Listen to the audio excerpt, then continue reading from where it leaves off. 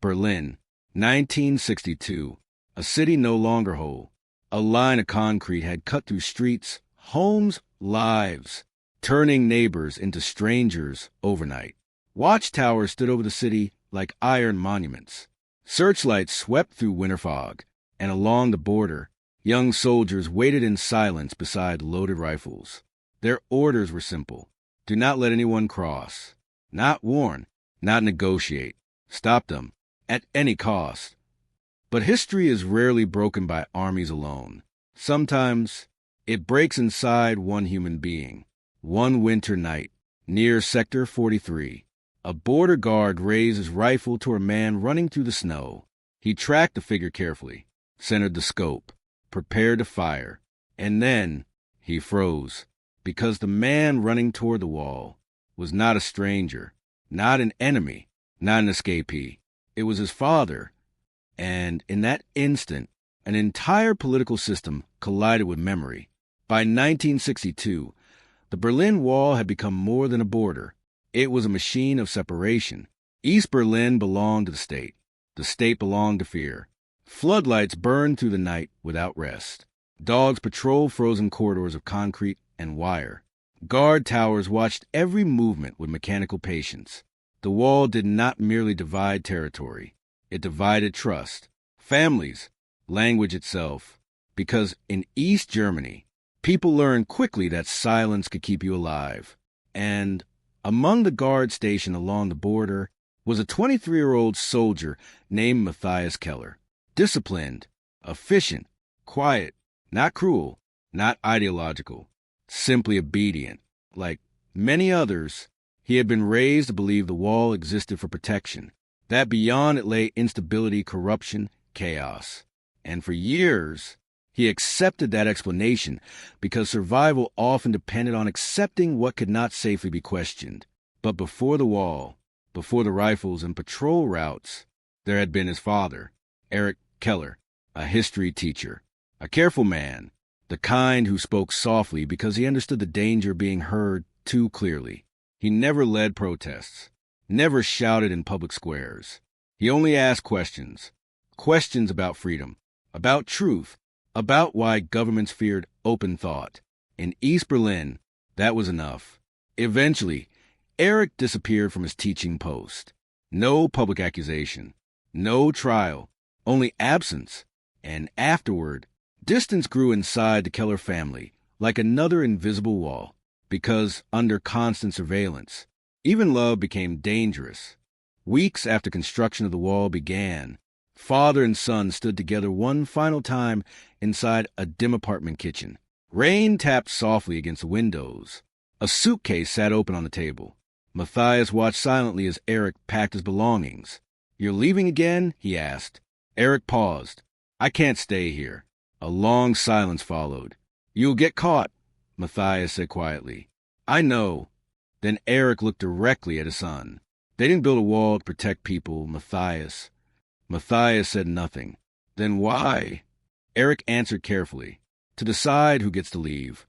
Years later, Matthias would still remember the weight of that sentence. November 14th, 1962, 11:41 p.m., Sector 43. Snow drifted across the death strip in thin waves beneath the floodlights. The night had been routine, until the radio crackled. Possible movement near outer fence. Matthias lifted his rifle automatically. Training moved faster than thought. Another voice followed moments later. Target confirmed. Searchlights ignited the darkness. A figure emerged from the snow, running, fast, too fast for caution, too desperate for hesitation. Warning shots cracked through the air. The figure kept moving. Matthias adjusted the scope. Gray coat, unsteady stride, gray hair. Something inside him resisted recognition, because recognition was dangerous. But truth arrives whether invited or not. The figure stumbled into full light, and Matthias saw him.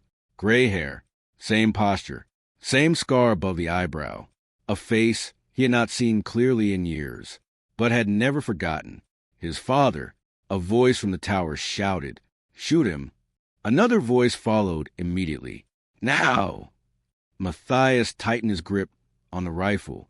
But his mind was no longer following orders, because suddenly the target was not an enemy. It was memory, childhood, family dinners, books scattered across tables, conversations spoken carefully behind closed curtains, all of it standing inside his rifle scope. Then Eric looked up and saw him. For one suspended second, neither man moved. No words passed between them, only recognition, only consequence. Matthias had seconds, not choices. Seconds. If he fired, he remained loyal. If he hesitated, he became suspicious. If he refused, he endangered himself. Another shot struck the snow near Eric's feet. He stumbled, recovered, kept running, toward the final barrier, toward either freedom or death. Matthias raised the rifle fully, held his breath, finger against the trigger, and then he fired, but not at his father, into the air. The shot echoed across the concrete corridor. Searchlights shifted violently. Commands overlapped. Confusion spread between the towers. For a few seconds, the system lost clarity. And in authoritarian systems, clarity is everything. Eric did not stop running. He reached the final fence, climbed, slipped once, climbed again. Other guards fired blindly into the snowstorm, but Matthias did not fire again. He simply watched, because the moment had already moved beyond control. Then Eric disappeared over the wall, into darkness, into West Berlin, into uncertainty.